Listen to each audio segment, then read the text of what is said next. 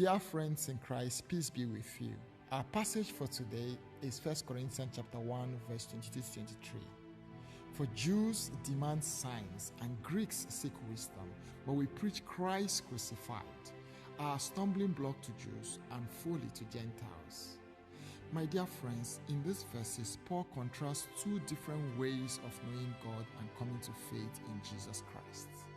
The way of human wisdom and the way of divine wisdom. The way of human wisdom represented by the Jews and the Greeks, and the way of human wisdom represented by the cross of Christ.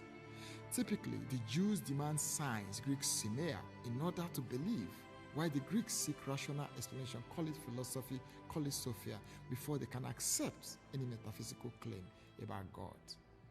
Paul clearly understood this, and so to mock them, he clearly raised a different kind of argument, pointing to Christ crucified.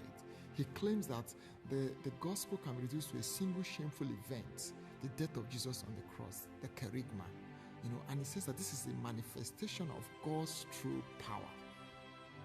Paul himself knows how difficult it is to accept this message, because in human eyes, the cross is a symbol of shame, weakness, and defeat. To die on the cross is to die a disgraceful and dishonorable death, besides the pain and suffering associated with crucifixion. Paul knows this. He knows that neither Jews nor Greeks expect God to manifest himself through the foolishness of the cross or the weakness of the cross. He knows. That's why he said he knows that his message or the word of the cross is a stumbling block to Jews and folly to Gentiles. But he insists that it is the power of God to save. Traditionally, the Jews look for distinguishing marks by which they can identify God's presence, God's authority, God's revelation. They believe that their God is so powerful and that he discloses himself through extraordinary signs. Fire prepares his path, mountains melt like wax before him, the earth trembles at his feet. So they see signs and they know that God is present. He used prodigious miracles to liberate them from Egypt. He gave them a law as a sign of his love, and he continues to manifest himself throughout their history through signs and wonders. In fact, he entered into relationships with them at different times, and these covenants were marked by signs, rainbow, circumcision, Sabbath, the Torah, ways that God fulfilled his promise. And they look forward to a time when he will send them a mighty warrior, the Messiah, to liberate them from Roman hegemony.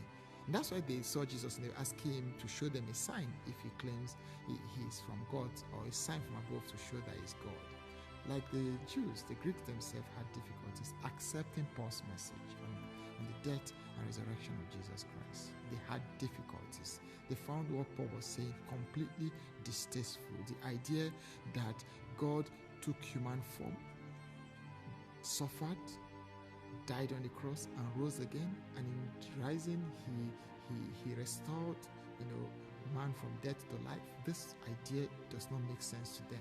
The idea that the cross of Christ is a symbol of salvation, and that through this cross he redeemed man from moral corruption and slavery of sin. For them, this was beyond comprehension.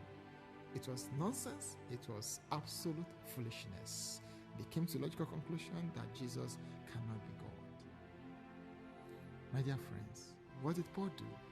Knowing that he cannot convince the Jews without signs and wonders, and even if he showed signs and wonders, what if there are no longer signs and wonders? Would they still believe? Knowing also that he cannot persuade the Greeks to believe without philosophical and rational argument, what if things cannot be rationally explained? Does that mean they are not true? Paul appealed to divine wisdom. Paul appealed to faith. Paul pointed to the cross of Christ as mysterious sign of God's power and ineffable wisdom, of God's divine authority. He pointed to the cross. The message of the cross for Paul demonstrates the plenitude of God's dunamis, God's power. Only through the eyes of faith and personal encounter with Christ can the truth of the cross be known. The truth that God redeemed man, God saved man through the cross of Christ. Only this way can it be known. So Paul seems to be speaking to today's atheists, free thinkers, agnostic, those who look for signs and wonders before they can believe, saying to them, look at the cross. Through the eyes of faith, you understand that the power of God is effective, it is operative in human history and at all times. And it calls us to relationship will be the cross. And therefore, friends, as we look to the cross of Christ, and we enjoy the glory of the resurrection.